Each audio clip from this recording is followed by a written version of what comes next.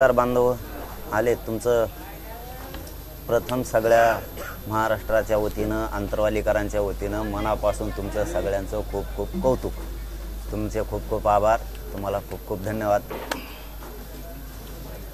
आपण 29 ऑगस्टला मुंबईला जातोय। 27 ऑगस्टला सकाळी 10 वाजता आपण आंतरवालीहून मुंबईकडे सकाळी 10 वाजता निघणार। आपला मार्ग असणारे आंतरवालीहून महाकाळा, शहागड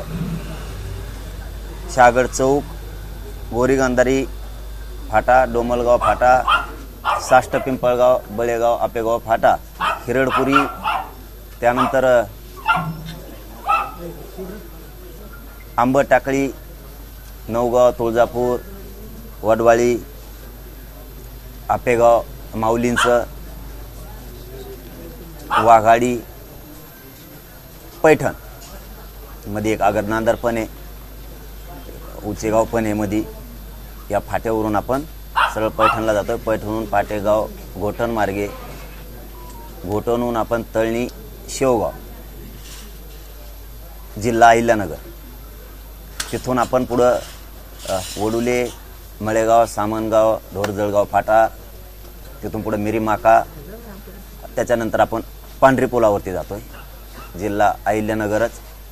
तिथून आपण पुढं त्या शेंडी मार्गे त्या पुढं अहिल्यानगरच्या बायपास मार्गे आपण कल्याण फाट्यावरती जातोय, की ज्याला निप्ती चौक म्हणलं जातं। त्या निप्ती चौकातून पुढं आपण आळ्या फाट्यावरून नारायणगाव आणि संध्याकाळी 27 ऑगस्टला संध्याकाळी आपण शिवनेरी गडावरती, किल्ल्यावरती त्या जुन्नरला आपण मुक्कामी जातो। 28 ऑगस्ट रोजी सकाळी शिवनेरी गडाचं दर्शन घेऊन ती पवित्र माती कंपाळाला लावून आपण पुढं राजगुरू खेड मार्गे आपण चाकणला जातोय। चाकणहून तळेगाव, लोणावळा, पनवेल, वाशी, चेंबूर या मार्गे 28 ऑगस्टला सकाळी आपण 28 ऑगस्टला संध्याकाळी आपण आझाद मैदानला जातोय। 29 ऑगस्टला सकाळी 10 वाजल्यापासून तिथं आमरण उपोषण आपलं आझाद मैदानावरती बेमुदत सुरू होत आहे मराठा समाजाच्या मागण्याच्या बाबत। हा झाला आपला एकूण मार्ग। पहिला जो रूट होता आपला तर तो माळशेज घाटातून कल्याणला होता, परंतु आपण तिथून जात नाही आहेत कारण ती घाट इतका अवघड आहे। आपली एक आता शिष्टमंडळ गेलं होतं, त्यांनी तो घाट बघितला, प्रचंड घाट तो अवघड आहे, 10 फुटावरचं सुद्धा दिसत नाही इतकं तिथं धुकं आहे। त्याच्यामुळे आपल्याला तिथून जाणं अवघड आहे। एखादी गाडी जर पंक्चर झाली, जर एखाद्या गाडीला किंवा एखाद्या पोरांना काय त्रास झाला, पुण्याची गाडी बिघडली, तर ती बाजूला जरी उचलून ठेवायचं म्हणलं तरी आपण ते बाजूला उचलून नाही ठेवू शकत, कारण तिथं 10 फुटाचा 5 फुटाचा सुद्धा तेवढ्या ठिकाणी तिथं पीस नाही आहे कसलाच। म्हणून पोरांचे खूप हाल होऊ शकतात पोरांचे, आणि पोरांचे जर हाल झाले तर काय अर्थ नाही। आमचा उद्देश असा आहे की कुठून का जाईना मग आम्हाला आझाद मैदानाला जाणं आवश्यक आहे, मुंबईला मागण्यासाठी जाणं आवश्यक आहे। त्यामुळे याच मार्गावरून जावं असा काय आमचा कुठला हट्ट नाही आहे आणि असण्याचं काही कारण पण नाही। याचबरोबर आजच्या या पत्रकार परिषदेच्या माध्यमातून सरकारला आणि विशेष करून देवेंद्र फडणवीस साहेबांना सांगतो की आम्हाला ना कोणात ट्रॅफिक जाम करायला जायचं ना काय जायचं।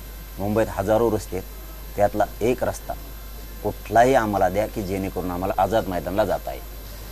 आमची सरळ आणि स्पष्ट भूमिका आहे, आम्हाला न्यायासाठी जायचं आहे, कुणाला त्रास व्हावा या भूमिकेतून आम्हाला जायचं नाही आहे। हा झाला आपला फायनल मार्ग। आपण माळशेज घाटातून कल्याण मार्गे जात नाही तर आपण चाकण मार्गे जातोय, हे सगळ्या बांधवांनी समजून घ्यावं। आणि तसं पाहिलं तर आता ज्या रस्त्याने घुसायचं त्या रस्त्याने जाणार आहे ते, त्याच्यात काही विशेष नाही। कुणीकडून चालले तर आत्ताच मला तर आत्ता माहिती मिळाली, रात्री पण आत्ताच लोक मुक्कामाला गेले तिथे, कालच अशी माहिती मिळाली, त्यामुळे लोक जाणार आहेत। तर झाला एक मार्ग। दुसरा विषय हे मागण्याचा। या मागण्यावरती कायम ठाम आहेत आम्ही आणि राहणार आहेत, आणि इथून पाठीमागं सुद्धा आम्ही राहिलेलो आहेत। आमची प्रमुख मागणी आहे मराठा आणि कुणबी एक आहे, हा अध्यादेश हा जार आम्हाला मंजुरीसहित अंमलबजावणीसहित पाहिजे, त्याशिवाय आम्ही मुंबई सोडणार नाहीत हे सरकारनं लक्षात घेणं गरजेचं आहे. त्यानंतर हैदराबादचं गॅझेटियर हे आम्हाला लागू केलेलं पाहिजे अंमलबजावणीसह. त्याच्यावरती अभ्यास चालला आहे, ऐकून घेणार नाहीत. खोटी माहिती आम्ही ऐकून घेणार नाहीत. तुम्ही काही कारणं सांगितले तरी आम्ही ते ऐकून घेणार नाहीत. त्याचं कारण असं आहे की 13 महिन्यापासून गॅझेटियरवरती अभ्यास सुरू आहे, तरी तुम्हाला जर अभ्यासच करायचा आहे त्याला आमचा नाईलाज आहे, आम्ही ऐकू शकत नाहीत. त्याचं कारण पण तसंच आहे. जर आमच्या नोंदी सापडल्या तर ते आम्हाला पाहिजे. आणि देवेंद्र फडणवीस साहेबांना विशेष करून सांगतो, कोणी आडवं येणार नाही आहे मराठ्यांचे 3ही गॅझेट लागू का केले म्हणून. कारण आम्हाला सातारा संस्थांचं पण गॅझेटियर पाहिजे लागू केलेलं अंमलबजावणीसहित, आणि बॉम्बे गव्हर्नमेंटचं पण पाहिजे. औंध संस्थांकडं तर हजारो वर्षाच्या नोंदी आहेत, त्याच्यासहित ह्या सगळ्यांची अंमलबजावणी आणि लागू केलेलं आम्हाला पाहिजे. त्याशिवाय आम्ही हटणार नाही. त्याचं कारण देवेंद्र फडणवीस साहेबांना सांगतो, विशेष करून कुठलाही ओबीसीचा विरोध करण्याचा संबंध नाही. जर आमच्या सरकारी नोंदी आहेत तर विरोध कोणाचा होऊ शकत नाही, आणि झाला तर तुम्ही त्याचा विचार करू नये. कारण आमचा जर जमिनीचा सातबारा सापडलाय म्हणल्याच्या नंतर जमीन आम्हाला देणं तुमची जबाबदारी आहे. आमचा जर सातबारा नसेल, आमचा जर अधिकार नसेल किंवा आमच्याकडे काही पुरावाच नसेल तर तुम्ही आम्हाला देऊ नका. सरकारने आडमुठ्या भूमिकेत चालण्याऐवजी देवेंद्र फडणवीस साहेबांनी विषय मराठ्यांचा आधी समजून घ्यावा. काय तुम्ही नाही म्हणलात आम्ही देत, ते आम्ही ऐकून घेत नसतो. कारण आम्हाला पक्का माहीत झालंय आमची जमीन आहे ती आम्ही मिळवणार आहेत, आमचं घर आहे आमच्या नावावर मिळवणार आहे. तुम्ही आम्हाला भाड्याचं घर देऊ नका, आमचं हक्काचं घर आहे ते द्या. भाड्याचं घरावाला आम्हाला कधी उचकून देईन, म्हणजे 10% आरक्षण कधीही जाऊ शकतं. आमचं हक्काचं सोडून तुम्ही ते का देता? आमची जमीन सातबाऱ्या नावाची असून ती जमीन तुम्ही आम्हाला देण्याऐवजी तुम्ही आम्हाला बटाईनी कशामुळे देता? ती बटाईदार 1-2 वर्ष ठेवून हकलून देईन आम्हाला. त्याच्यापेक्षा आमची हक्काची जमीन आहे,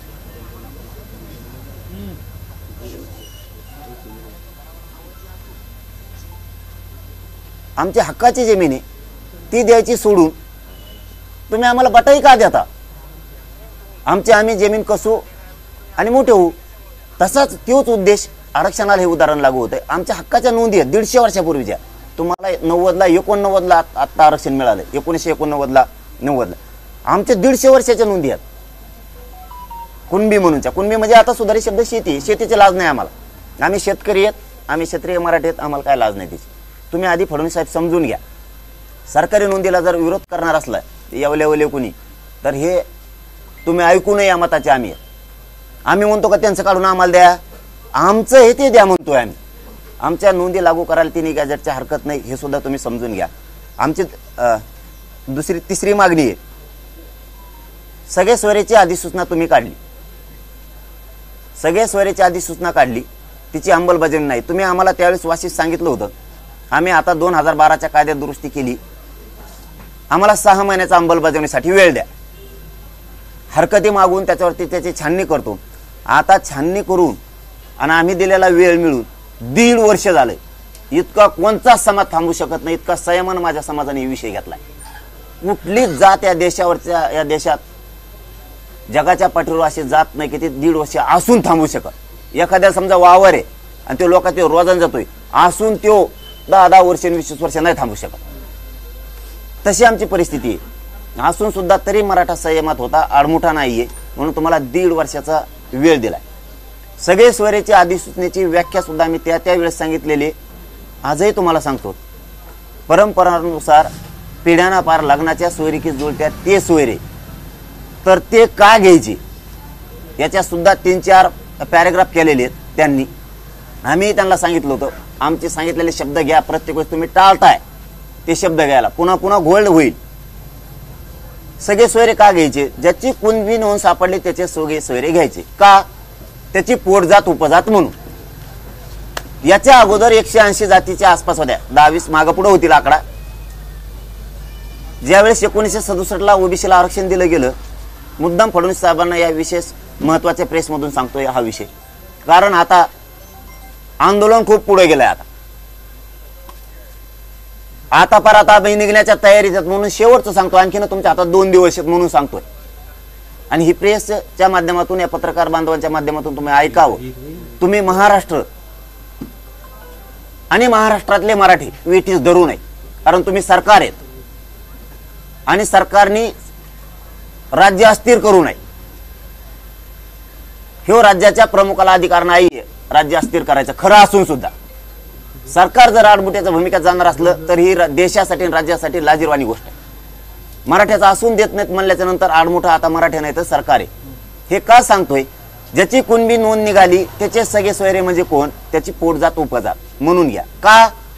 याच्या अगोदर ज्यावेळेस 1967ला 180 जाती होत्या, त्यावेळेस ज्या जाती होत्या ओबीसीच्या घातलेल्या त्यांचे सगळे सोयरे तुम्ही आरक्षणात घेतलेले. ते सगळे सोयरेच आहेत आमच्या भाषात. त्याला फक्त तुम्ही कायदेशीर नाव चेंज केलेत. ते पण सांगतो काय चेंज केले तुम्ही त्यांच्या सगळ्या सोयऱ्याला. पहिल्यांदा 180 जाती होत्या, आता 350-400 झाल्यात. हे सगळे सोयरे आत घेतले तुम्ही सोयीनुसार, फक्त त्यांचं नाव बदलिलं. त्यांना सगळ्या सोयऱ्याला नाव काय दिलं? पोट जात उपजात. सरकारी शब्द जोडला त्याच्याबरोबर, फक्त सगळे सोयरे शब्दाने वापरला त्यांनी त्यावेळेस. पोट जात उपजात म्हणले ज्याचे ओबीसी जात आरक्षणात घेतली, उदाहरणार्थ माळी समाज, उदाहरणार्थ परत एका जातीवर नाही बोलत, एक घेतली 5-7 जाती आहेत म्हणले घाला सोयरे आपले सगळे त्याच्यात. पण सोयरे घालता येत नाहीत ना, मग का? पोट जात उपजात म्हणा ना, तत्सम जात म्हणा, टाका घालून. झाल्या 350-400 जाती. तसं ज्याची कुणबी नोंद सापडली, मग मराठीचे पोट जात कुणबी होत नाही का फडणवीस साहेब? आमचे सगळे सोयरे, कारण त्या कुणबीचा आणि आमचा व्यवसाय एकच आहे. कुणबी म्हणजे शेतकरी, त्याचा व्यवसाय शेती, आमचा व्यवसाय शेती. आरक्षण हे शेती व्यवसायावर दिलेलं आहे किंवा व्यवसायावर दिलेलं आहे. ज्याला ज्याला दिलं त्याला त्याला व्यवसायानुसार दिलेलं आहे.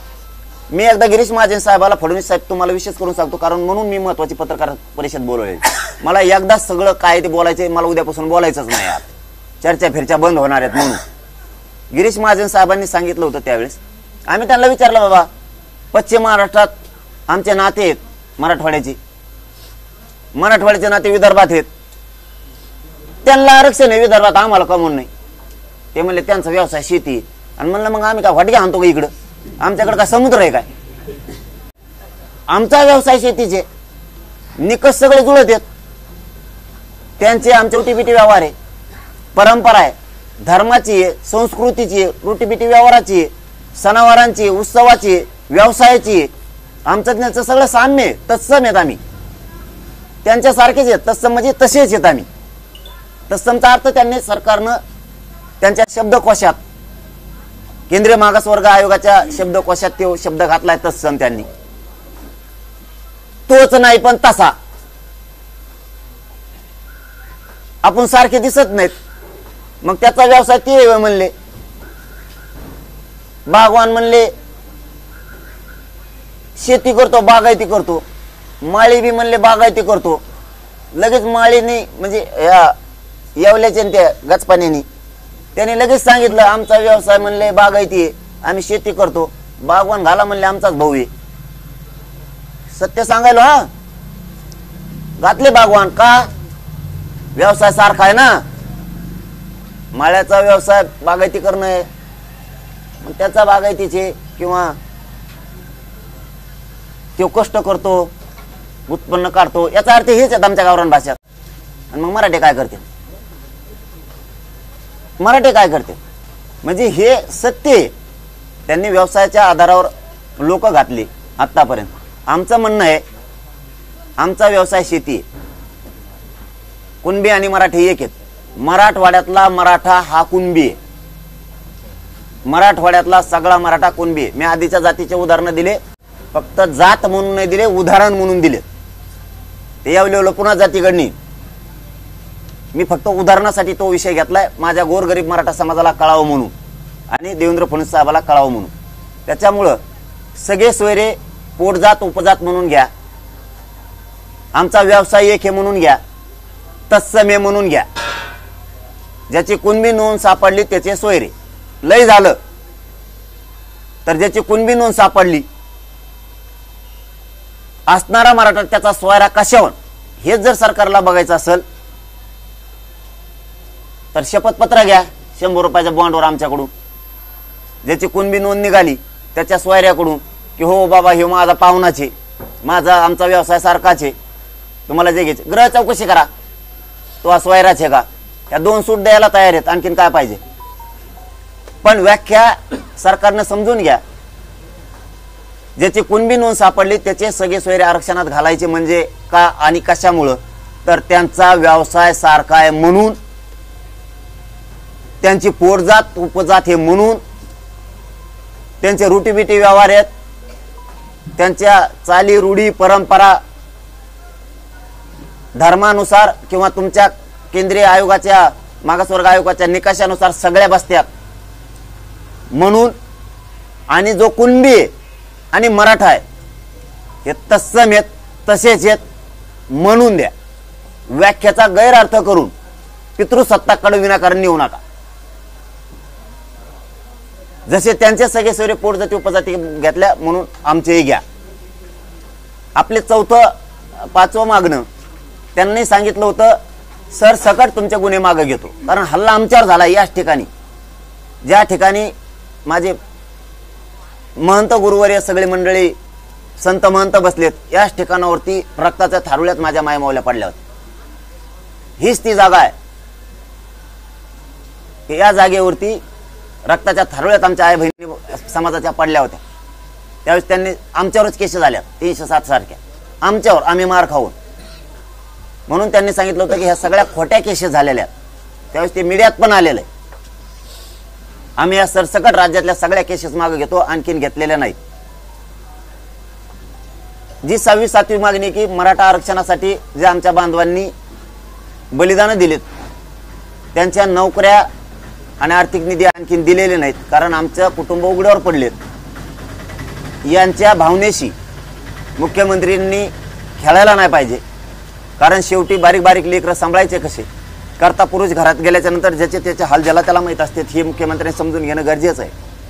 म्हणून तुम्हाला आज आम्ही प्रेमानं सांगतोय, तुम्ही ही प्रेमाची विनंती लक्षात घ्या. फडणवीस साहेब, पुन्हा पुन्हा आडमुठं समजू नका. तुम्ही वाकड्यात घुसता म्हणून मी बोलतो.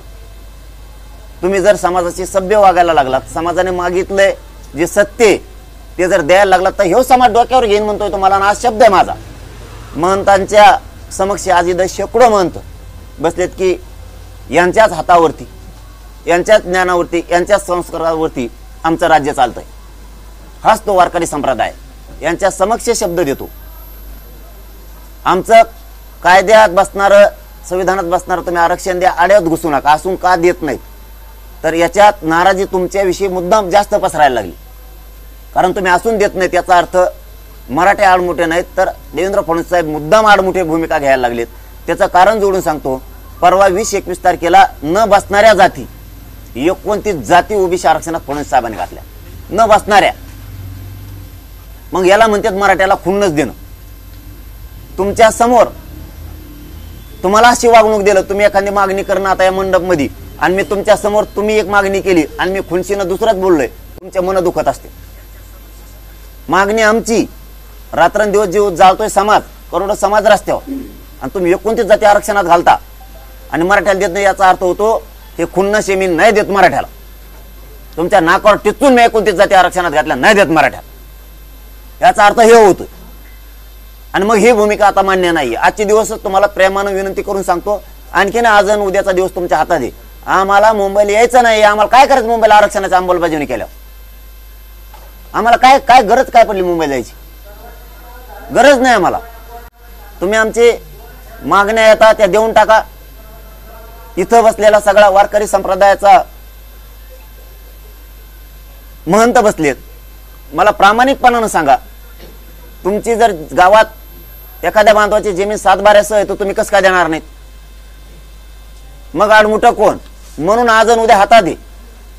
आणखी नाही फडणवीस साहेबाला संधीचं सोनं करा. उलट तुम्हाला वाटतं ओबीसी तुमचे तर मराठे तुमचे होतील. आम्हाला काय घेणं पडलंय राजकारणाचं? पण तुम्ही नाही दिलं तर तुम्हाला शेवटचं सांगतो, मी सरकार सुद्धा उचलून टाकू शकतो. तुम्हाला वाटण काय काय नाही. मी माझ्या समाजाच्या लेकराचं रडणं बघितलंय, वेदना बघितल्यात, माझ्या जातीचे हाल मी बघितले.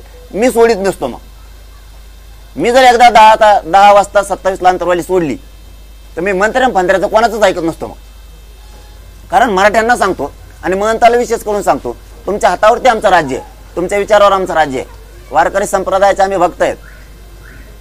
मी आडमुठा नाहीये. मी माझ्या लेकरासाठी झुंजतोय गरीबाच्या. आणि ते जर आडमुठापणा करत असलेत तर दोष कोणाला द्यायचा ते तुम्ही ठरवा. तुम्हाला मुद्दाम बोलवलंय. दोष कोणाला द्यायचा, मला का माझ्या समाजाला का सरकारला? मागणी आजची नाही, ते पण तुमच्या कानावरती टाकून ठेवतो. आणि फडणवीस साहेब तुम्हालाही सांगतो आणि मुंबईकरांसाठी सुद्धा सांगतो. तारीख डिक्लेअर केलेली याच पत्रकार बांधवाच्या समक्ष केलेली 4 महिन्यापूर्वी. 4 महिन्यात काय हालचाली केल्या? काहीच नाही. मग आडमुठं कोण? माझं असून माझ्या मराठ्यांच्या पोरं मेलेले मी कसं काय बघायचे? मी कोणता क्षेत्रीय मराठा आहे? मग लेकराच्या धडाधडी मुर्दे पडायला लागलेत, सरकार पाडायला लागलंय. मग मी कसं काय शांत बसणार? म्हणून ही 4 महिन्यापूर्वी तारीख डिक्लेअर केलेली आपण. आता ते झाले 4 महिने. याच्यातलं आतलं पुन्हा एकदा सांगतो. 2 महिन्यापूर्वी 288 आमदाराला मी फोन केले. त्याच्यात 2 उपमुख्यमंत्री आणि फडणवीस साहेब मुख्यमंत्री साहेब सुद्धा. मी कधीच फडणवीस साहेबाला 2 वर्षात बोललो नाही. स्वतःहून म्हणतो. त्यांचे लोक आले असते फोन घेऊन. मी स्वतः 2 महिन्यापूर्वी फोन लावला. हे मुंबईकराला माहित पाहिजे, माझ्या महाराष्ट्रातल्या मराठ्याला माहित पाहिजे. मी स्वतः फोन केला आणि त्यांना सांगितलं तुम्ही आंतरवाली या. काडी सुद्धा पायाखाली वाजणार नाही, कुणी आईला सुद्धा म्हणणार नाही. कारण खानदानी मराठीत आम्ही सन्मानानं बोलवलो. अपमान करून वापस पाठवणारी जात आमची नाही. तुम्ही आंतरवाली या.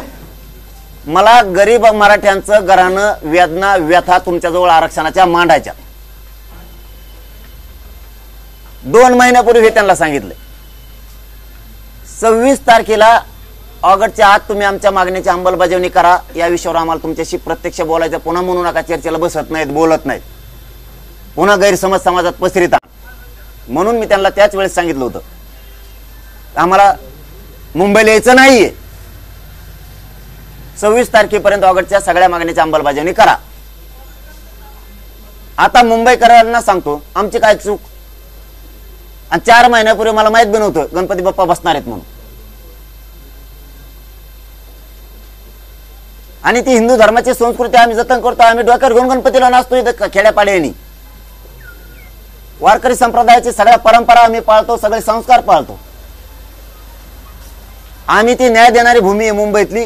गरिबांच्या लेकराला न्याय मागायला यायला लागलो, कोणाला त्रास व्हावा म्हणून नाही.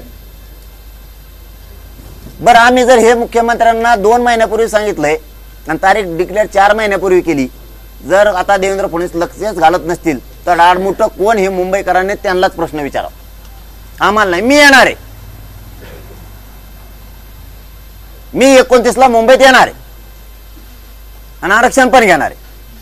फक्त माहीत नसणाऱ्या गोष्टी सुद्धा सगळ्या राज्याला, फडणवीस साहेबांना, पुन्हा राज्यातल्या जनतेलाही सांगतोय. अशा 8-9 मागण्या आम्ही तुमच्याकडे दिलेल्या आहेत. त्याची अंमलबजावणी तुम्ही 26च्या आत द्या. पुन्हा एकदा सांगतोय, त्यावेळेस गिरीश महाजन साहेब म्हणले होते, दुसऱ्या विषयात आलो पुन्हा, तुमची मागणी म्हणे मराठा आणि कुणबी एक हेच व्यासपीठ येते. इथंच बसलेली होती. आणि कायदा तसा पारित करता येत नाही, तसं देता येत नाही. कायदा पारित करायला आधार लागतो. पटलं मराठ्याला. पुन्हा पुन्हा मुंबईकरांना महाराष्ट्राला सांगतो, फडणवीस साहेबाला सुद्धा सांगतो, पटलं आम्हाला. जर आधारच नसेल तर कायदा पारित होईल कसा, मग ते टिकन कसा. आता सांगतो, त्यांनी समिती गठीत केली, जस्टिस शिंदे साहेबाची, न्यायमूर्ती शिंदे साहेबाची समिती. त्या समितीनं 58 लाख नोंदी शोधल्या. त्याचे 3 खंड केले आणि सरकारला अहवाल दिला. सरकारनं 3ही खंड स्वीकारलेत नोंदीचे. गिरीश महाजन साहेब आणि फडणवीस साहेब, तुम्हाला आठवण करून देतो, ते तुमच्याच वतीने आले होते. त्यावेळेस तुम्ही म्हणले होते आधार असल्याशिवाय कायदा पारित करता येत नाही. आता मराठा आणि कुणबी एक कायदा पारित करायला 58 लाख नोंदीचा तुम्हाला आधार. याच्यापेक्षा किती पाहिजे? मी कुठं आडमुठे दे, मला मराठी पण सांगा आणि सरकार पण सांगा. आता समिती तुमची गठीत तुम्ही केली, नोंदी तुम्ही शोधल्या, सरकार तुमचं, अहवाल तुम्ही स्वीकारलाय, आम्ही नाही. तुमचं तुम्हाला सांगतो आडमुठं कोण आहे म्हणून मराठे पेटून उठलेत फडणवीस साहेब.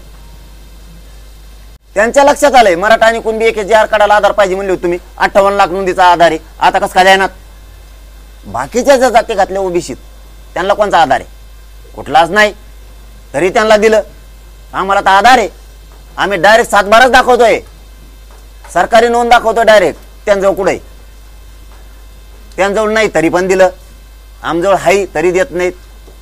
म्हणून मराठा आणि कुणबी एक जे आर काढा, आणखीन 2 दिवस तुमच्या हातात आहे. त्याची अंमलबजावणीच पाहिजे. मी अंमलबजावणीशिवाय एकाही मागणीत मागे सरकू शकत नाही. मराठा समाजाला सांगतो, मागण्या सगळ्या सांगितल्यात, त्याच्यावरती मी ठाम आहे, मराठी पण ठाम आहे. सगळ्यांनी आजपासून आणखीन 1-2 दिवस हातात येत. आता कामधंदे सोडा. राज्यातल्या सगळ्या मराठ्यांनी कामधंदे बंद. नोकरदार वर्ग, कर्मचारी वर्गाने कामधंदे बंद करा. व्यावसायिक असतील, उद्योगपती असतील, कोण कोण असतील, जरा व्यवसाय स्टॉप ठेवा. आता किराणा दुकान, टपऱ्या काय असतील तुमचे, हॉटेल सगळं बंद ठेवा सध्या. आता मुंबईकडे जायची तयारी करा सगळेजण.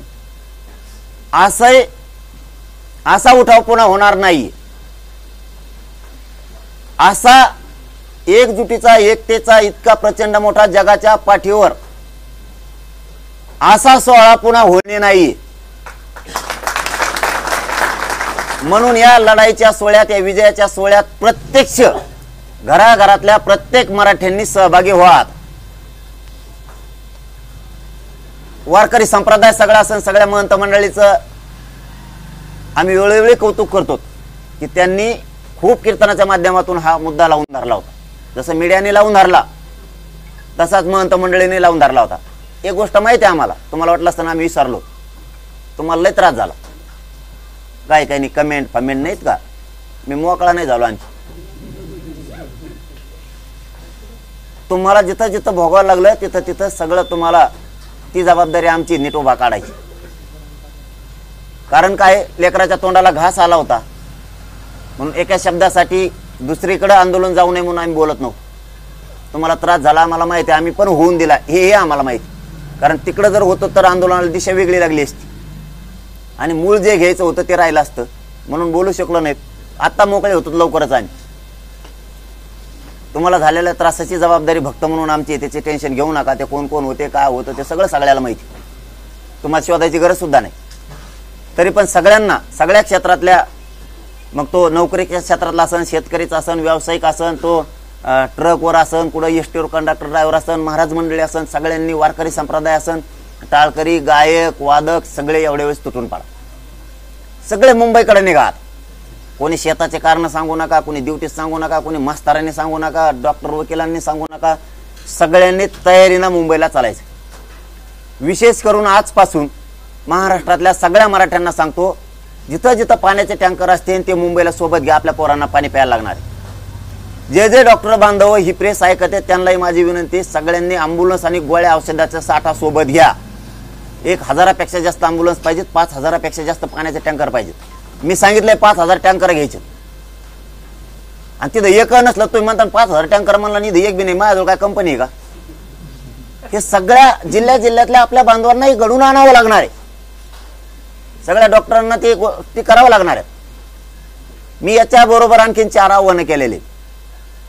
मास्तर असेल, डॉक्टर असेल, वकील असेल आणि श्रीमंत राजकारणी मराठी असतील, यांनी स्वतःच्या गाड्या बाहेर काढा म्हणून सांगितलेलं आहे. यांनी स्वतःच्या गाड्या बाहेर काढा. तुम्ही ड्युटीला राहायचं तर आपण गाड्या आपल्या बाहेर काढा. आम्ही सांगितलंय फक्त आता 3 दिवस साथ द्या तुम्ही आम्हाला.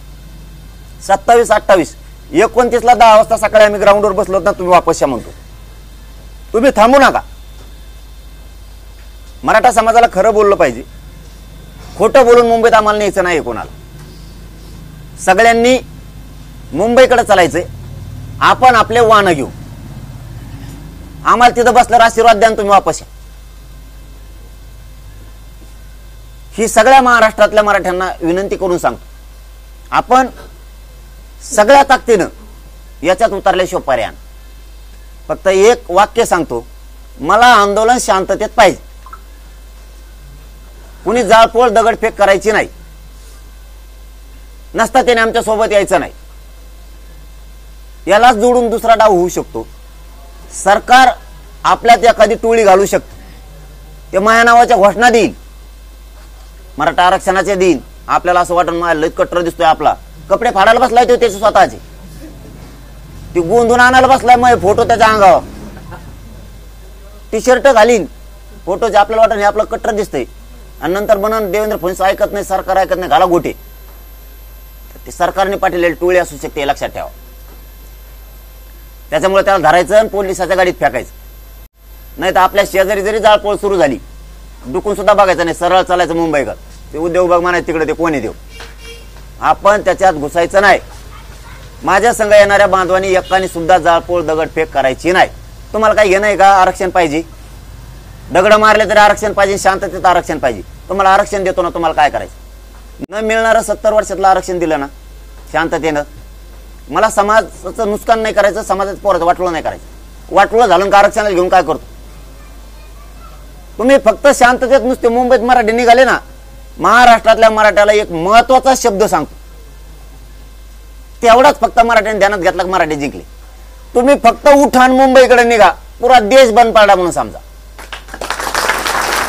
ऑटोमॅटिक काहीच करायचं नाही, नुसतं चालायला लागायचं आणि मांडी घालून बसायचं.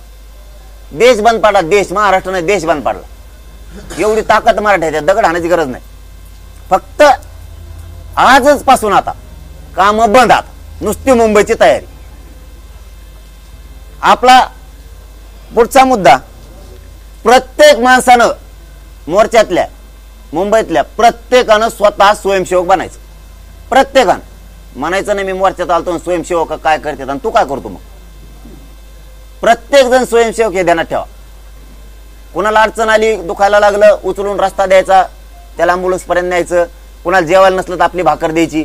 कुणी जेव घालीन आपल्याला नाही घालीन आशेवर जगायचं नाही. तयारीने चला, उपाशी राहिले तर राहायचं, मग ती तयारी ठेवा. मग नाही मिळाली निघाला गावाकडं, खायलाच नाही बा, रोग आला का 2-4 दिवसांत तुला काय होईल? निर्भीड बना. कडवट बनल्याशिवाय समाज मोठा होत नाही. रोज मग लेकरं अधिकारी बनायला लागले, रोज. काल 2 पोरी MBBS झाल्या होत्या. बापाच्या अंगावर कपडा सुद्धा नीट शर्ट नव्हता, माहितीये का? पाठीमागची बाजू सगळे दोऱ्याने सुईने शिवलेली होती पुरी. किती आनंद असतो त्याच्या घरात. MBBS मध्ये लहान विषय समजा 1 कोटी रुपये खर्च लागतो शिकायला, 1 कोटी. त्या पुरीचा नंबर लागला, ते म्हणला आमच्या 10 पेठेत दलिंद्रीच फिटली. हे भानावर आहे फक्त. त्याच्यामुळे विचार करू नका. चिखलचे खुर्चीत नाही मिळाली, मला फोनच नाही केला, माझ्याकडे बघितलंच नाही, मला जय शिवराज म्हणले नाही, मला हातवर करायला पाहिजे होता राव, हात सुद्धा वर नाही केला. मग खवटे मोडे हातवर करू कवर हातवर करतो. कशावर रुसू नका. रुसायचे दिवस नाहीत आता.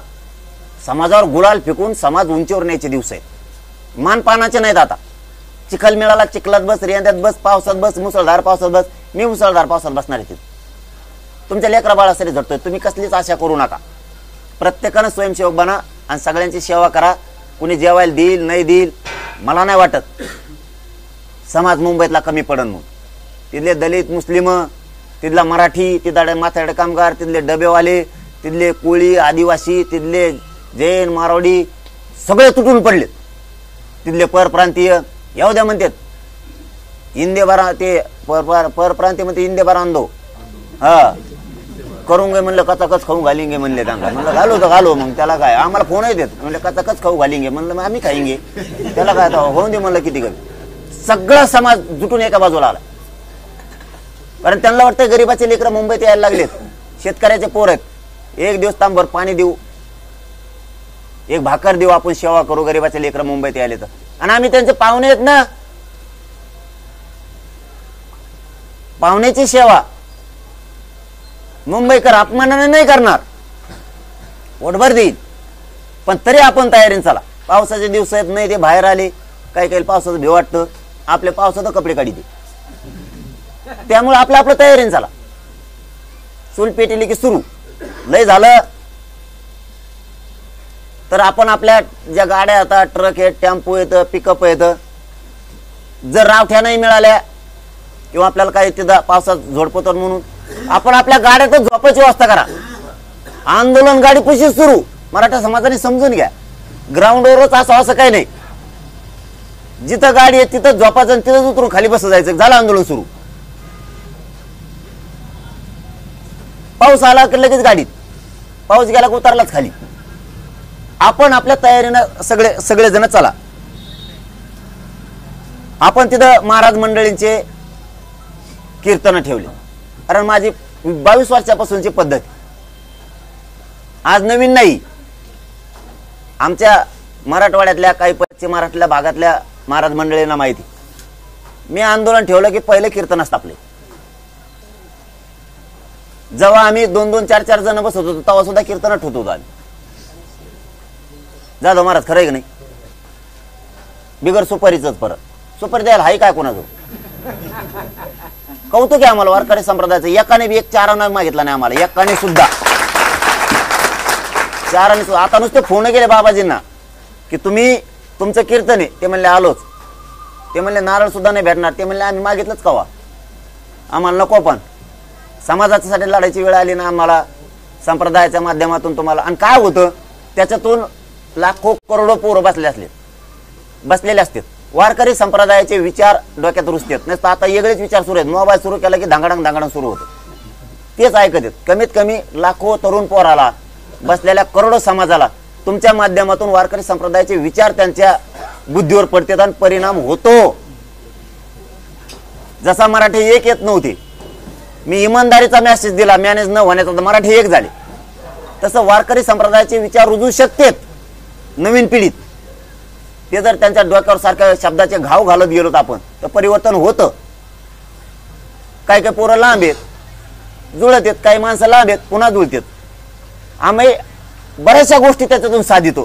नुसतं आंदोलनच नाही तर वारकरी संप्रदायाचे विचार सुद्धा त्याच्यावर गेले पाहिजेत. हे सुद्धा ह्या एकजुटीच्या माध्यमातून काम करतो किंवा आंदोलनाच्या माध्यमातून काम करतो. आम्ही सुद्धा वारकरी संप्रदायाची एक मोठी बाजू घेऊन चालतोय की तुमचे विचार मांडत राहा. लोक ते विचार नाही मांडत. गाण्याच्या पार्ट्या आणतील, ते काय असते ते ऑर्केस्ट्रा का काय अशा गोष्टी आणतील. मी कीर्तनच ठेवतो 22 वर्षापासून. याच्या पाठीमागं आंदोलन पण आहे आणि याच्या पाठीमागं वारकरी संप्रदायाचा विचार सुद्धा रुजणं गरजेचं आहे. हेही काम करतो. कारण ही सोपी गोष्ट नाही, मी ते घडून आणतो. म्हणून सगळ्या महंतांचे तिथं प्रेसच्या पत्रकाराच्या माध्यमातून, बांधवांच्या माध्यमातून सांगतो की तिथं कीर्तनं खूप भव्य दिव्य होणार आहेत. तशी मुंबईकरांनी आता कालपासून सिस्टम बदलली. त्यांना माहीत झालं की महंतांची ईद, तर साऊंड सिस्टम त्यांनी बदलल्यात असे आम्हाला माहिती आली. की खूप मोठ्या तयारीला मुंबईकर सुद्धा लागलेत. मोठमोठ्या महंत मंडळीचे कीर्तन होणार आहेत. हे महाराष्ट्रातल्या मराठा समाजालाही सांगतो. तिथं शिवशाहिरांच्या पोवाडे सुद्धा होणार आहेत. शाहिरी खूप मोठमोठ्याले शाहीर बोलवलेत आपण तिथं सुद्धा. तिथं दुपारच्याला तेही कार्यक्रम होते. परत दुपारी आता गिरीबाबाजींनी आमच्या कसं नियोजन जोडलंय मला माहीत नाही. दुपारच्याला तिथं संगीत भजन सुद्धा आहेत. पण ते संगीत भजन मुंबईकरांना तुम्हाला सांगतो तुमच्या नशिबानं तुम्हाला ऐकायला येणार आहेत. असले डेंजर वाजणारे आणलेत आम्ही. आणि गाणारे असे आहेत, एकदा जर ते भिडले ना धुपूनच काढीत लोकांचं ऐकणार. असे निबार आणले. समजा आता मग खेड्यातली भाषा आहे, त्यांची भाषा वेगळी असते. निबार म्हणजे काय कुस्त्या नाही खेळायचे आम्हाला तिथं. पण म्हणजे त्यांची जबरदस्त स्टाईल होती म्हणण्याची की जगानं ऐकली नाही कधी, भारतानं ऐकली नाही कधी. असे भयानक आहे. काय ते नुसता शब्द जरी तोंडातून फेकला तरी काटाच अंगावर उभा राहतो असे गायणारे. इतके मोठमोठाले गायणारे आणलेत. वादक तर असे आहेत ते इकडं भजन म्हणतात तिकडं ते वाजून काढित आहे असे आवाज. इतके डेंजर आणलेत. मी मुंबईकरांसाठी सांगतो तुम्ही नशीबवान आहेत. हा खूप मोठा एक कीर्तनाचा महोत्सव सोहळा झाल्यासारखा सुद्धा होणार आहे. असा पृथ्वी तलावर झाला नसेल इतका मोठा सोहळा तिथं होणार आहे. कीर्तनात सुद्धा अनुभव घ्या.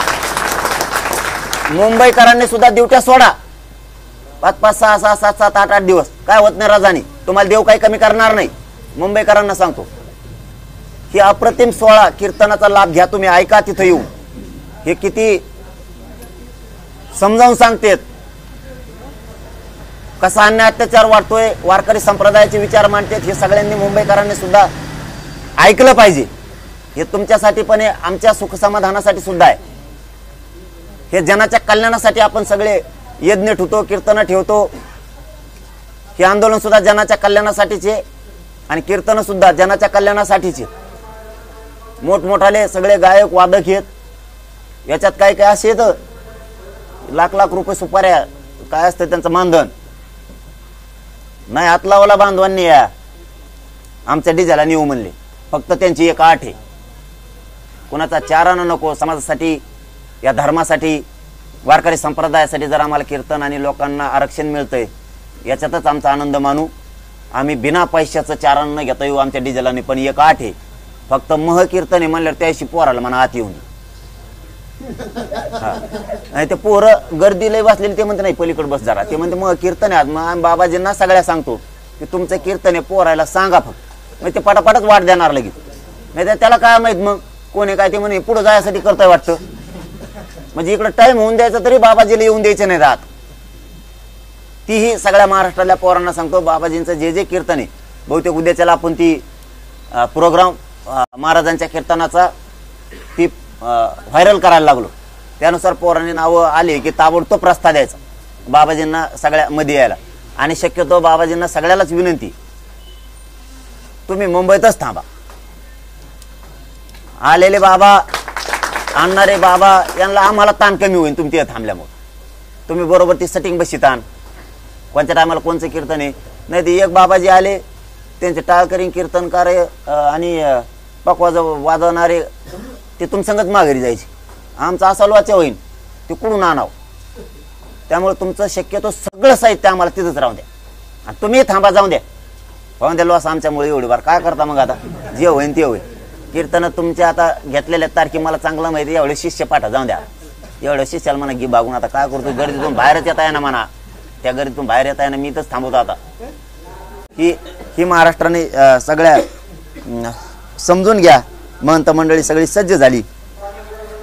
राजकीय मराठ्यांना विनंती माझी, सगळ्या आमदार, खासदार, मंत्री, जिल्हा परिषद सदस्य, उपसभापती, सभापती, महापौर, नगराध्यक्ष, सरपंच, ग्रामपंचायतचे सगळे सदस्य, भावी सदस्य, भावी आमदार, सगळे जिल्हा प्रमुख, सगळे जिल्हा अध्यक्ष, नगराध्यक्ष, तालुका प्रमुख, ज्या ज्या पदावरती राजकीय पक्षाचा मराठा बसलाय, आमदार, खासदार, मंत्री, माजी आमदार, सगळ्यांना विनंती, समाजाचं रक्षण करा. एवढं समाजावर बिकट वेळ येऊ देऊ नका. समाज जर संपला तर तुम्ही संपणार आहे, हे कधीच विसरू नका. राजकीय मराठ्यांना याच्याच बरोबर माझा दुसरा बी एक विनंतीपूर्वक सल्ला आहे, तुमच्या लेकरा बाळाच्या शापशिव्या खाऊ नका. ते म्हणते बाबा, मम्मी पप्पा आपली सत्ता होती त्यावेळेस तुम्ही मुंबईला नाही गेले, आज माझ्या आयुष्याचं वाटोळं झालं. सत्ता आहे म्हणून शिक्षण मोफत मिळणार नाही, किंवा आमदार, खासदार, मंत्री फुकट फी भरणार नाही, तुमच्या पोराची फी नाही भरणार, किंवा फुकट नोकरी नाही लागणार, त्यासाठी आरक्षणच लागणार आहे. हे मराठा समाजानं सगळ्या राजकीय पक्षातल्या आमदार, खासदार, मंत्री, सगळ्या पदाधिकाऱ्यांना, नेत्यांना माझी हात जोडून अंतरवालीतून विनंती, एवढ्या वेळेस मागं राहू नका. समाजाचं पाठीशी उभा राहा. तुम्ही सत्तेत आहे म्हणून मराठ्यांच्या पोराचे डोके फोडू देऊ नका. आणि जर डोके फोडले, कुणी काठी बी डोचिली ना मराठ्याच्या पोराला मुंबईत काठी, तर राजकीय सगळ्या मराठ्यांनी एका बाजूने व्हा. महाराष्ट्रातला पांधन रस्ता सुद्धा सुरू नाही राहायला पाहिजे. नुसतं काठी जरी डोचिली तर इतक्या ताकदीनं मराठ्याच्या पाठीशी उभा राहा. ही आमचे तुम्हाला आग्रहाचं निमंत्रण पण आहे, हात जोडून विनंती पण आहे. समाजाचे रक्षण करायची वेळ आली, ह्या वेळेस रक्षणासाठी रस्त्यावर या. नसता समाज तुम्हाला कधीच माफ करणार नाही. ज्यावेळेस आमच्यावर संकट होतं त्यावेळेस तुम्ही सरकारच्या बाजूने होतात, म्हणजे ते मोगलाच्या फौजी असल्यासारखं होईल. इकडं धर्माची लढाई सुरू झाली आणि काही जण मोगलाच्या फौजीतच उड्या आणत होते आणि तिकडं जेवत होते आणि आपले माणसं मरताना डोळ्यानं बघत होते. तो कोण होता? मुघलाचा. तो उभा राहून लढत होता. त्याच्या आजूबाजूला घोड्यावर बसलेला आपलाच काही फितूर गद्दार हिंदूच त्या बाजूनं माहिती पुरवत होता, धर्म मिटाव म्हणून, जात मिटाव म्हणून. ह्या भूमिकेत राजकीय मराठ्यांनी राहू नये ही आमची तुम्हाला हात जोडून विनंती. असता समाजाचं रक्त सांडताना समाज संघर्ष करीत होता, समाज लेकरं मोठे व्हावं म्हणून लढत होता. त्या टायमाला तुम्ही आमच्या सोबत नव्हतात हे मराठ्यांना कधीच वाटू देऊ नका. प्रत्येक मराठ्यांना वाटलं पाहिजे, प्रत्येक राजकारणी मराठा मी माझ्या डोळ्यानं बघितला. बघा राजकीय मराठ्यांना ऐका, मुंबईतला गरीब मराठ्याचं पोरग म्हणलं पाहिजे की मी माझ्या डोळ्यानं बघितलं वा सगळ्या पक्षाचे मराठी मुंबईला होते, इतका गर्व आणि अभिमान तुमचा आम्हाला वाटला पाहिजे. एवढं काम तुम्ही करावं एवढी या निमित्तानं मी तुम्हाला विनंती करतोय. एक घर एक गाडी घ्यायची, मोटरसायकल असन, 4 व्हीलर असन, काय असन, एक घर एक गाडी 27 ऑगस्टला निघलीच पाहिजे, इतक्या तयारीने लागायची. एक घर एक गाडी ज्यांनी घेतली, मग आता ती मोठी असन मोटरसायकल असन, त्याने फक्त वाट लावायला मुंबईला यायचं, मग त्याने त्याची गाडी घेऊन माघारी यायचं. मोटरसायकलवाल्याला एक महत्वाची सूचना आहे, आज ते ध्यानात ठेवा. तुम्हाला गाडी दम्माने हाणायची. तिथं रेस खेळायला नाही चाललो आपण, आपल्यात दम्माने गेलं, सगळ्यात माग राहिलं तरी मुंबईला जायचं, सगळ्यात पुढे असलं तरी मुंबईला जायचं, ध्यानात ठेवा. माझ्या एकाही पोराचं नुकसान होता कामा नाही, त्याचा हातपाय मोडता कामा नाही, तो गाडी पडता कामा नाही, ध्यानात ठेवा. गाड्या दम्माने चालवा. नसता एकानेही मोटरसायकल मुंबईला घ्यायची नाही. जे जे पोरं मोटरसायकल घेणार आहेत त्यांच्या घरच्यांना सुद्धा सांगतो, त्याला घरीच सांगा गाडी दम्माने आण, नाही तर गाडीवर येऊ देऊ नका, त्याच्यापेक्षा 4 व्हीलर लावा. पण एकाने सुद्धा थांबायचं नाही. आहे ती पुरी ताकद ह्यावेळेस मराठ्यांनी ओतायची आणि मराठ्यांची शक्ती वाढवायची, मराठ्यांची शान वाढवायची. मराठा हरू द्यायचा नाही, ही मराठ्यावर जबाबदारी. सगळ्या मराठ्यांनी मुंबईकडे सगळ्यांनी निघायचं. आपल्याला शांततेचं आंदोलन करायचंय हे सांगितलंय, मुंबईच्या मराठ्यांबद्दलही सगळ्यांना सांगून झालंय. एक शेवटचा मंत्र आता मराठ्यांसाठी. अस्सल जातवान मराठ्यांनी, खानदानी मराठ्यांनी घरी नाही बसले. लेकरा बाळाच्या कल्याणासाठी मी जटतोय, जीव जाळतोय, रक्त जाळतोय. उपाशी तपाशी राहून समाजाचे लेकर मोठं करायसाठी झुंज लावली. तुम्ही घरात झोपून तुमच्याच लेकरा बाळाच्या शापशिवाय अंगावर घेऊ नका. एखाद्या नेत्याला भिवून घरी झोपताल, आमदाराला भिवून घरी झोपताल, सत्ताधाऱ्याला भिवून घरी झोपताल, किंवा आमचं सरकार आहे म्हणून जाणार नाहीत, किंवा एखाद्याने दम दिला असेल तू जाऊ नको, मला नाव सांगा. नसता त्याच्या वाचून तुमचं काही गुतलं नाही. काय करीन करून करून आमदार खासदार तो मंत्री, तुमचं एखादं काम गुततोय तो करणार नाही. नाही केलं जातीच्या लेकराचं तुमच्या पोराचं आयुष्याचं कल्याण होईल. त्याचं काय? चंद्रसूर्य आहे तोपर्यंत आरक्षण आहे तुमच्या लेकरात, त्याचं काय? आपलं कामच काय गुततं त्याच्यापेशी? एखादा दवाखाना नाही तर पोलीस स्टेशनला भांडणं झाले बांधायचे, तर त्याच्यापेक्षा भांडणच करू नको, बांधायचे काय गुतलं, त्याचा पाय पाडायची काय गरज आहे? कोणी का 10 रुपयात तेलमीठ घेऊन देतं का आपल्या संसार चालवायला? म्हणून त्याच्या वाचून काय गुतलंय? आणि त्याचं ऐकून तुम्ही तुमच्या पोराचं पुरीचं वाटोळं करणार का आता घरात झोपून? त्याच्यामुळे एकाही मराठ्यांनी घरी थांबू नका. आणि अस्सल जातवान मराठी घरी थांबतच नाहीत. मी सांगतो, मला 96 नोकळी आवलं घरी झोपतच नसते. आणि जो झोपन ना, जो तरी घरी झोपन, मग शंकाच आहे. तरी घरी झोपतो म्हणल्यावर मग शंकाच. जो घरी झोपलाय ना, तिसरा मुद्दा सांगतो त्याच्यातलाच, जो घरी झोपन ना तो जीवाला खाणार आहे. तो जीवाला इतकं खाणार, त्याला अपमान वाटणार आहे. मायाला सगळे मराठी मुंबईला लढायला गेले, मी घरी झोपलो, ते मनालाच खाणार आहे. कारण ते गल्लीत एकटंच हिंडणार आहे, माणसं दिसणार नाहीत. आणि ते म्हणून सगळे गेले, मी इथं काय करू, त्याचीच त्याला लाज वाटणार आहे. ते मागून निघणारच. आणि जर नाहीच निघालं तर महाराष्ट्रातल्या 3-4 करोड मायमावल्यांना सांगतो, सगळ्यात ताईंना पण सांगतो, जर ती घरात झोपला त्याला सांगा सगळं महाराष्ट्राला लढायला गेलाय, तू घरात कोर झोपो, तू वय ना घराच्या बाहेर जाय आणि तिकडे जरा इथं काम करीत नाही शेतात, तिकडं तार फडाना नुसता खातो कवर आमच्यावर जेवर बसून. जरा सगळ्या मावल्यांनी ताईंनी त्याला मुंबईला जायचं सांगा. तुमच्या लेकरा बाळासाठी झटतोय म्हणून सांगतोय.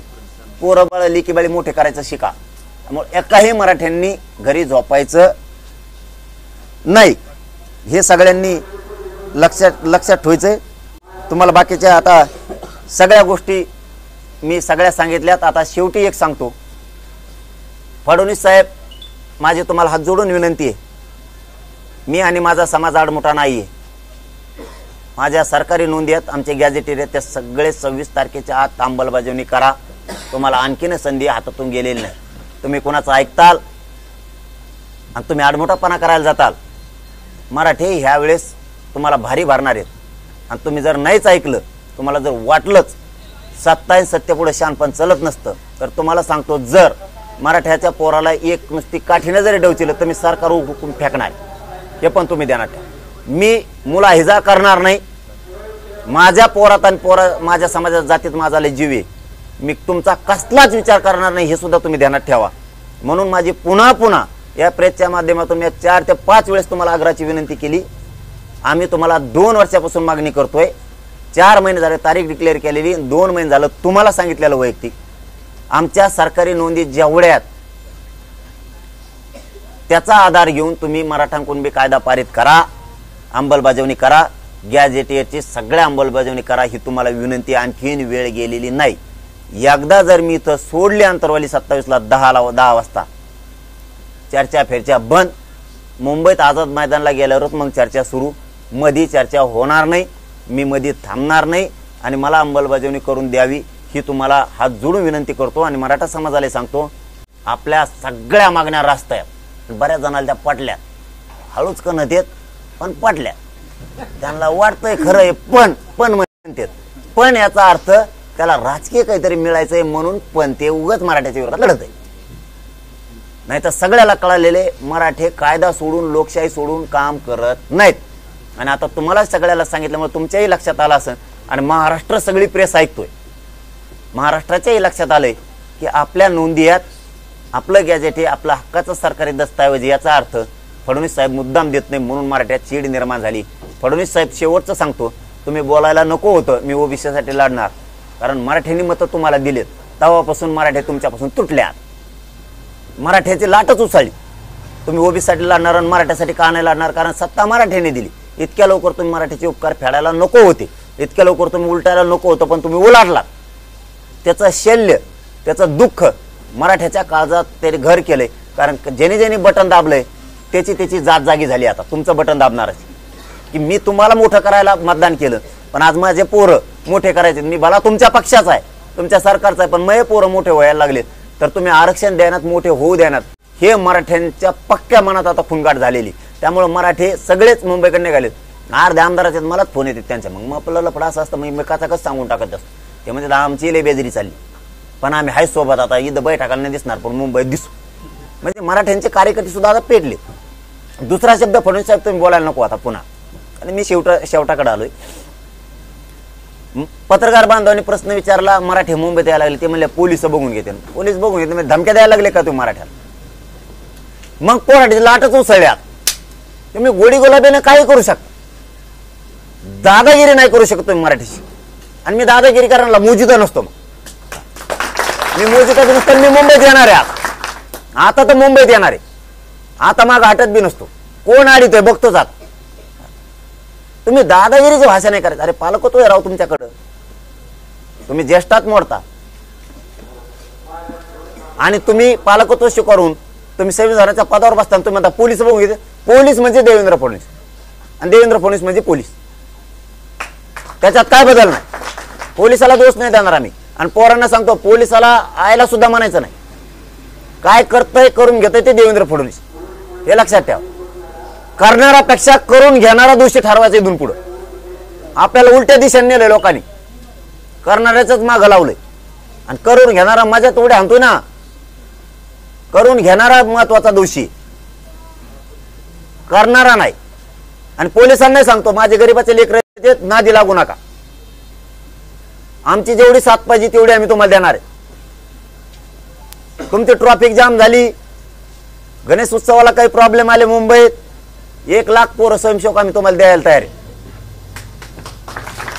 आणि गणपती उत्सव आमचा पण आहे तुमचा पण आहे। आणि मराठ्यालाही सांगतो, सणावारात गुतू नका, एखादी पोळी खातान, भजे खातान, हागून येतान, मोकळे होता, आयुष्याचं लेकराचं वाटोळं होईल, सण पुन्हा पुन्हा येतील, पुन्हा पुन्हा करू, घरात 50,000 1 लाख जर पगार आला, दणक्यात उत्सव करू ना, पोरं पोरी नोकरीला लागून दे ना, दणक्यात करू, आपण का हटणार आहेत काय, अजिबात नाही। वारकरी संप्रदायाचे, हिंदू धर्माचे सगळे संस्कार संस्कृत्या पाळतोय आपण, कमी पडणार नाहीत, पण एखाद्या वेळेस संकट असल्यावर कमी, माणूस एखादा वारला काय झाला तर आपण एक सुतक पाळीत, नंतर करतो, पुढच्या वर्षी दणक्यात करू, यावेळेस गणपती सगळे मुंबईत घ्या, आपल्या गणपती बाप्पाला बघू द्या समुद्र, काय अडचण आहे, मिरवणूक ग्रामीण महाराष्ट्राची मुंबईकडे चालली, काय अडचण आहे का, दरबारीने उठले का आपण इथं टाकतो आपला गणपती, बिचारायला एखाद बार समुद्र बघून द्या, पवित्र समुद्र आहे राव. आपल्या गणपतीने बघू नये का? 5 देव बाप्पा घेतले आरती म्हणायला आम्ही, तिथं भेटू तू नाही भेटू तू, 5 देव बाप्पा लगेच संघ घेतले आरतीला, काही अडचण आहे का? तिथं घालिंग लोटांगर सगळे आरती सुरू. आणि एलेचा आबरे येतं, तुम्हाला माहित नाही गरीब मराठ्यांनो, आपला 11 दिवसाचा गणपती, 12 दिवसाचा. अरे आमच्यात कोवत आहे 3 महिन्याचे करू, हा 10 दिवसात काय हे किती चाबरेत बघा, यांचा 1.5 दिवसाचा आहे. परातीत घेतात असा निघाला गिरगड चौपाटीवर. आपण म्हणलं कमून 1.5 दिवसात, ते म्हणजे तिला लय काम असतं. आणि तिला विचारलं का कमून 1.5 दिवसात, ते म्हणजे त्यांना तेले बिजी असतात आमच्या हमेशा, म्हणून यांचा 1.5 दिवसाचा. किती हुशार आहेत बघा. आपले उत्सव आपले परंपरा आपण पाळूच, पण काही वेळेस समाज संकटात असला ना त्याला आधी जिंकून न्यायचं बघायचं. समाज संकटात सापडला ना जेवतं ताट बाजूला लोटायचं आणि सामना करायचा. असं कधी झालंय का? एखादा तुम्ही घरात बसलात, मारायला आला, मग तुम्ही त्याला म्हणलं थांब मी जेव होतो, कपडे घातले नाही आणखी मग मारामारी करू आपण. जसं असेल तसं सामना करावा लागतो. तसं समाजाने समजून घ्या, लेकरा बाळाच्या आयुष्याचा प्रश्न आहे. जसं आहे तसं संकटाला आता सामोरं जायचं. सण थोडा कमी, पुढे नंतर पुन्हा करू. आम्ही आमचा गणपती आता तिकडे घेतला, तुम्ही घ्या. नसन घ्यायचा तुम्ही माघारी आल्यावर विसर्जन करा. 3 दिवसाचा तर प्रश्न आहे. 27ला बसवा किंवा 26ला संध्याकाळीच बसवा. 27ला बसू नका, 26ला संध्याकाळी बसवा. 3 दिवसांनी माघारी या, चलून द्या पुन्हा. काय सूट पाहिजे आणखी? म्हणून मराठा समाजाने समजून घ्या, मुंबईकडे गैरहजर तुम्ही राहिलात तर मराठा समाज तुमच्यामुळे हारला, हे ध्यानात ठेवा. शब्द आजचा, तुमच्यामुळे समाज हारला. माझी जात हारून देऊ नका. जातीला लय किंमत आहे. जात जर एकदा मोडली तर पुन्हा एक येणार नाही. जातीच्या डोक्यावरती आरक्षण घेऊन गुलालच फेकायचं 29 तारखेला. म्हणून सगळ्यांनी मुंबईकडे चला. धन्यवाद.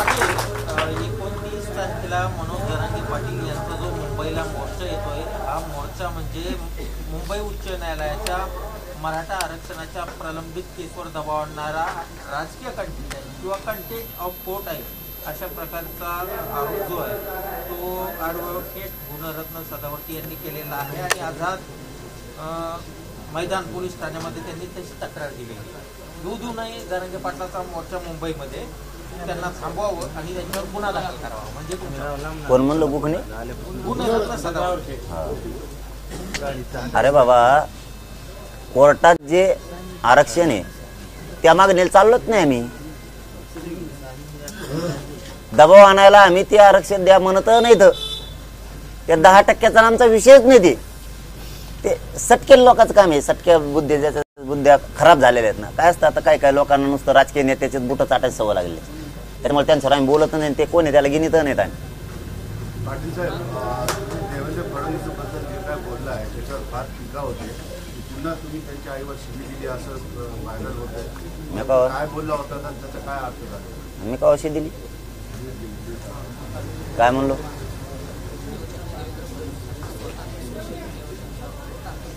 काय म्हणलो मी?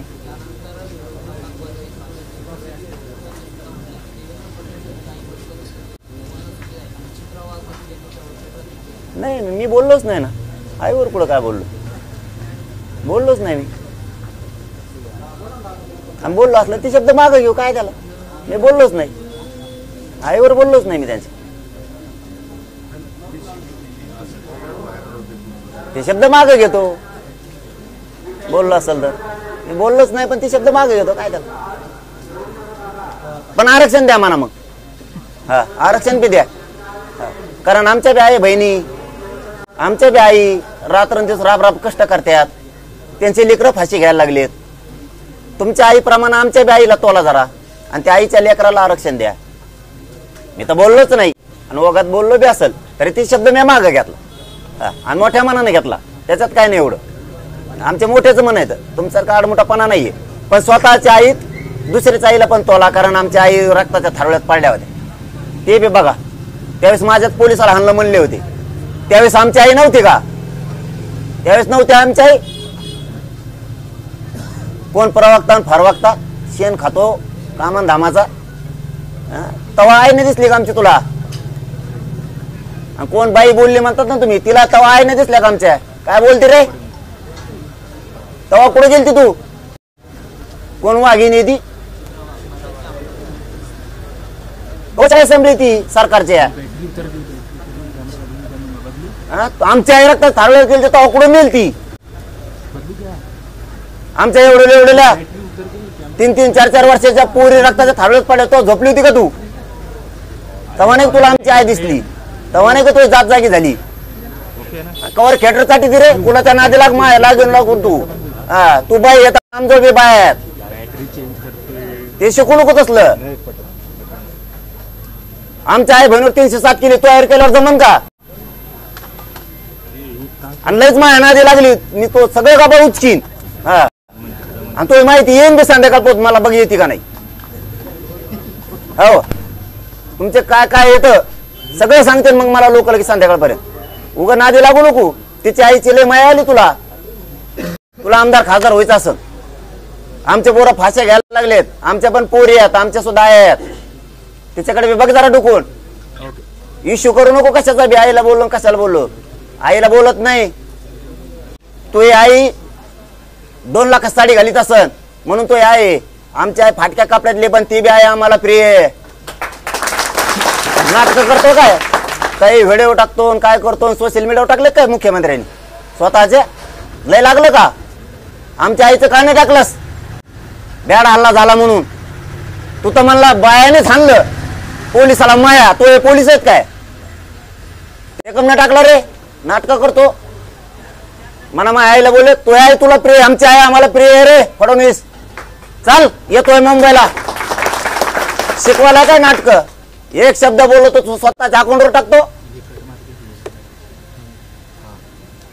आम्हाला वाटलं शहाणा आहे तुला वाटलं नेरेटिव्ह पसरीन मी पुन्हा आपल्या आईचं ते सोशल मीडियावर टाकलो लोक दूषित करीन लोकांना काही देणं घेणं नाही लोकांनी ओळखीलं आमच्या आईला आणलं तेव्हा तू काही नाही बोलला तू आईला बोललो म्हणून तुला एवढं लागलं तर तू तुला बघ तरी पण मराठी तुटून निघतेत मुंबईकडे नाही मोजीत मराठी कुणाला आईला एक शब्द बोललो का नाही बोललो मला माहिती बी नाही तरी मी शब्द मागे घेतला आमच्या आईचं काय रे ये अंतरवली जीवन बघ चालता येते का आमच्या माया माऊलीला आता बाजार झोपलेल्या चल तुला दाखवतो काही पोराच्या पोटात गोळ्या गेल्यात तर मासानं त्याला असं आटोळं पिटोळं केलं चुकून नाही ऑपरेशन होत लिला होतील नाही झालं देवेंद्र फडणवीस आणखीन काय सांगतो रे व्हॉट्सअपला टाकतोय कशाला टाकतो तू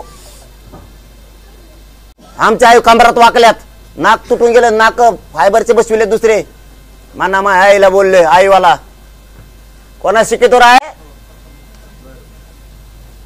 आमच्या मराठीच्या आईचे पोर आत्महत्या करायला लागले आरक्षणामुळं लाज वाटली पाहिजे तुला मुख्यमंत्री येतो आम्हाला शिकवायला लागलास तुला स्वतःची आई वाटती बाकीच्या मराठीच्या आई नाही वाटत तुला त्या पोलिसाला सस्पेंड करायचं देवेंद्र फडणवीस तो बढती दिली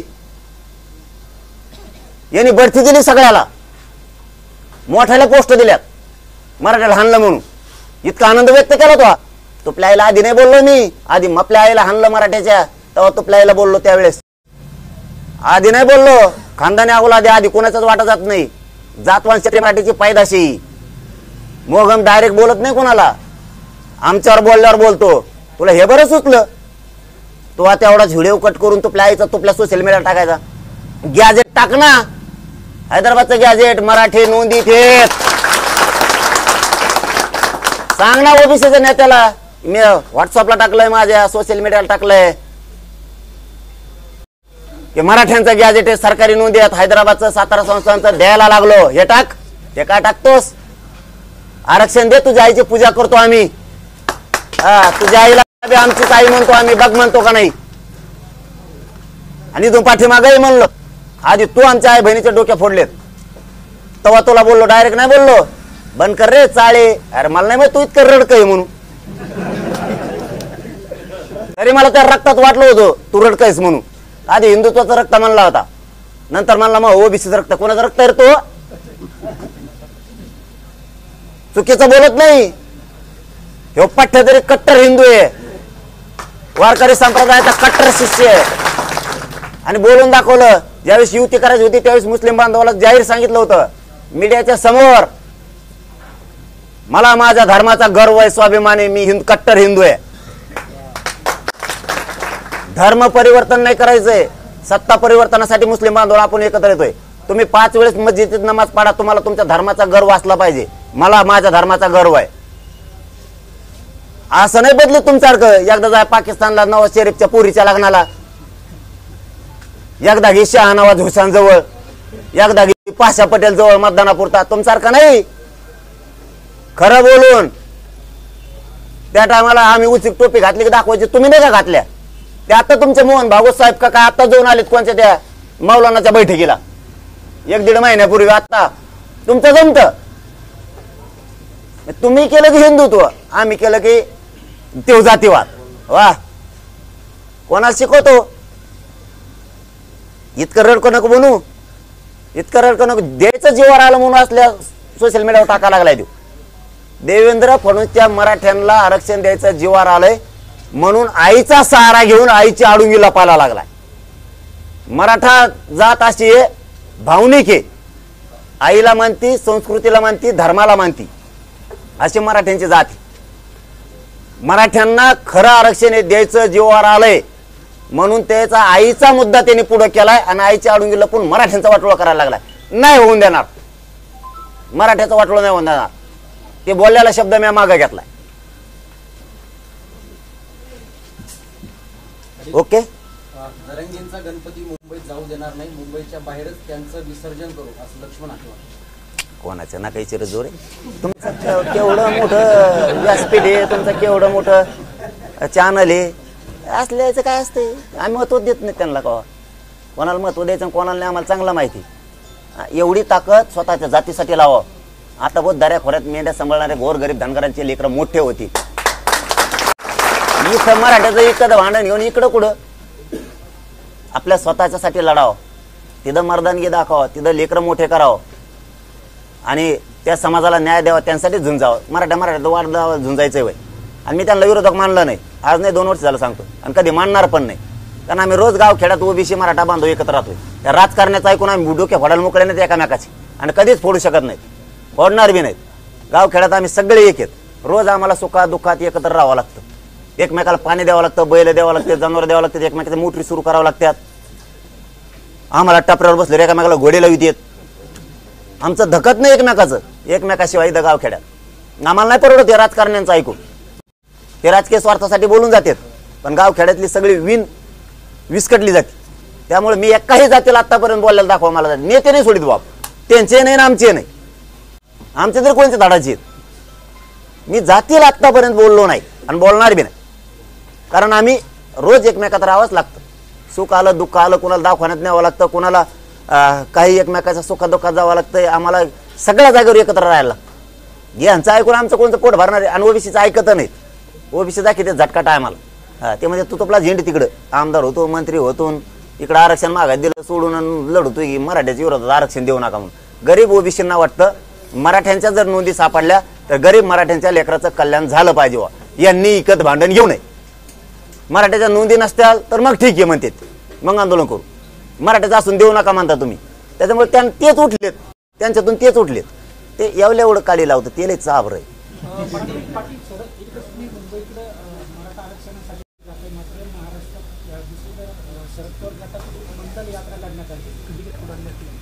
बघू आता बोलू त्याच्यावर नंतर. मी कालच सांगितलं त्याच्यावर बोलू नंतर. पाटील, महाज्योतीतून सुद्धा विद्यार्थ्यांचं विद्यावेतन बंद करण्यात कोणाचं? महाज्योतीतून विद्यावेतन देण्याचे विद्यार्थ्यांना ते सुद्धा बंद करण्यात नाही, ते द्यायला पाहिजे. त्यात काय होईल मग ओबीसीच्या लेकरांचं वाटोळं होईल. महाज्योतीच्या काही योजना जर बंद केल्या, सारथीच्या जर बंद केल्या तर ते लेकरांचं वाटोळं होईल. आणि तुम्हाला लेकराला वाटोळं करायचा अधिकार नाही. कारण मी मागच सांगितलं होतं की मी जर जातीवादी असतो तर मला सांगितलं होतं मराठ्यांच्या पोरीला मोफत शिक्षण करतो. मी जातीवादी जर असतो तर मी म्हणलं असतं मराठ्याच्या पोरीला मोफत शिक्षण करा, कारण लढा मी लढतोय, माझा समाज लढतोय. मी सांगितलं लेकीबाळीने काय केलं, सगळ्यांच्या जातीच्या पोरीला मला मोफत शिक्षण केलेलं पाहिजे. की पहिला माणूस आहे मी सांगणार. आज ओबीसीच्या लेकीबाळी सुद्धा मोफत शिक्षण घेतात. जातीवादी असतो तर केलं असतं का? एवढं राजकारणासाठी करते म्हणूनच ओबीसीने मला ओळखलंय. हे पोरग जातीवाद नाही करत, उलट मिळून देतय. आणि आमचे 4-10 जण आहेत एवढंच उगच मराठीच्या विरोधात पळत आहेत.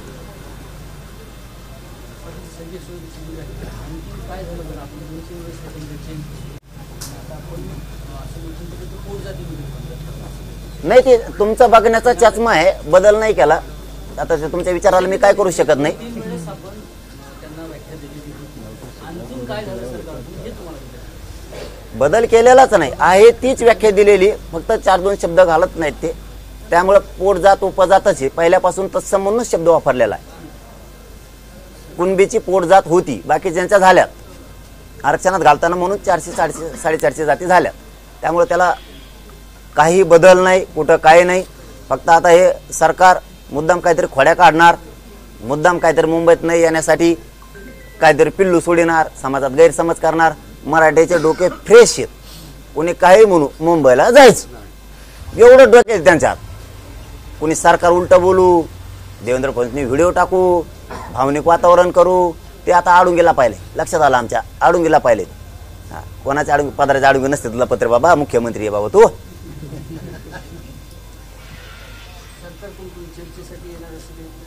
नाही, काहीच नाही सरकारकडून, काय नाही.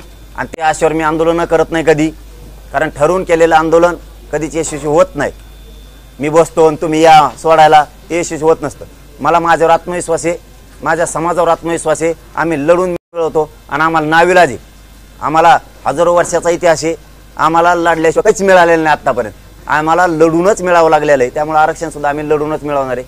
29 ऑगस्टला आरक्षण घेणार आणि ओबीसीतूनच घेणार. त्याबरोबर 2 उपमुख्यमंत्री अजित पवार आहेत आणि एकनाथ शिंदे तत्कालीन मुख्यमंत्री इथे येऊन सुद्धा गेलेले होते. शिवरायांची शपथ देखील त्यांनी घेतली. या दोघांची काही जबाबदारी नाही का? आणि फडणवीसांची सुद्धा जबाबदारी आहे ना. ही ज्यावेळेस आठवण करून दिली अजितदादाची आणि शिंदे साहेबांची तुम्ही आम्हाला, त्याबद्दल धन्यवाद. पण तुम्हाला एक आठवण करून देतो. फडणवीस साहेब एका चॅनलच्या व्यासपीठावर म्हणले होते, मी म्हणलो होतो फडणवीस साहेब शिंदे साहेबाला आणि अजितदादाला काम करून देत नाहीत. तर त्यांनी चॅनलच्या मोठ्या व्यासपीठावर सांगितलं होतं, मी शिंदे साहेबाला अडवा येत नाही. शिंदे साहेबांनी सांगाव मी आडवा येतो का. आता कोण सांगन का मला आडवा येतोय म्हणून. पण तरीही त्यांचं उत्तर त्यांना मिळालंय. तुम्ही जर त्यावेळेस म्हणलात मी आडवं येत नाही, आम्ही त्यावेळेस पुरतं मान्य केलं, ठीक आहे. पण आता तेव्हा तुम्ही आडवे येत नव्हते ना, याचा अर्थ मराठ्याला तुम्हाला आरक्षण द्यायचं होतं, याचा अर्थ असा होता मी त्यांना आडवं येत नाही, याचा अर्थ तुम्हाला मिळू द्यायचं होतं. आता तुम्ही येत 8 महिने झाले कमी मिळाना, याचा अर्थ त्यावेळेस तुम्ही मिळून देत नव्हते, आताही तुम्हाला मिळून द्यायचं नाही. फक्त आता आईचा काहीतरी मुद्दा उकरून काढाय आणि आईला पुढे करून राजकारण करू नये. तुच्छ राजकारण आहे ते. आईचा सुद्धा राजकीय स्वार्थासाठी बळी देऊ नये, आईला ढकलू नये फडणवीसांनी पुढं. स्वतः छातीवर घ्यावा सगळं काय असेल ते मर्दासारखं. मायमाऊलीला पुढं नाही घालाव. राजकीय स्वार्थ आणि सत्तासाठी, ते पद टिकायसाठी आईला सुद्धा याचा ढकलाव असा पुत्र महाराष्ट्र पुन्हा एकदा बघायला लागला. मुख्यमंत्र्यांना काम करू दिलं नाही आणि हा हे करीत नाही, मागच्यांना करू दिलं नाही, हा पण करत नाही. केलं असतं तर आम्हाला दिसलं असतं. करू देत नाही ना, 8 महिने झालं ना. याचा अर्थ मागचं पण सिद्ध झाला. आता शिंदे साहेबाला अजितदादाला काम करून दिलं जात नव्हतं, आता तुम्ही झालात ना, मग करून दाखवायचं ना. आम्ही म्हणलं असतं त्या टायमाला, खरंच शिंदे साहेबांनीच केलं नाही, कारण फडणवीसनी केलं ना. आता तुम्ही असून देत नाही, त्याचा अर्थ तुम्हालाच द्यायचं नाहीये हे सिद्ध झालं. आणि मागही मिळू दिलं नाही हे पण सिद्ध झालं. आणि आताचा नवीन डाव आलेला तुमचा, याच्यावर सिद्ध झालं तुम्ही किती रडके आहेत. मी मुंबईला येणार आहे फडणवीस साहेब,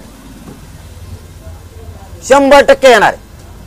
तुम्ही किती स्टंट करा, तुम्ही किती भावनिक करा, तुम्ही आईला पुढं घाला. तुमच्या आईला सुद्धा आमच्या लेकराची माया येत असं. ह्या पोट्ट्याने देऊन टाकावं, मुख्यमंत्री झाला तर म्हणत असेल ती आई घरात बसल्या बसल्या. ह्या पोट्ट्याने देऊन टाकावं. गरीब मराठ्याच्या लेकराचा शापशिव्या घेऊ नये, त्यांचं वाटलं करू नये. तू मुख्यमंत्री झालास, मनातले मनात त्या जातवान आईला वाटत अस 100%. पण तू आता राजकीय स्वार्थासाठी आईचा सुद्धा बळी द्यायला निघाला. चलो, धन्यवाद. छत्रपती शिवाजी महाराज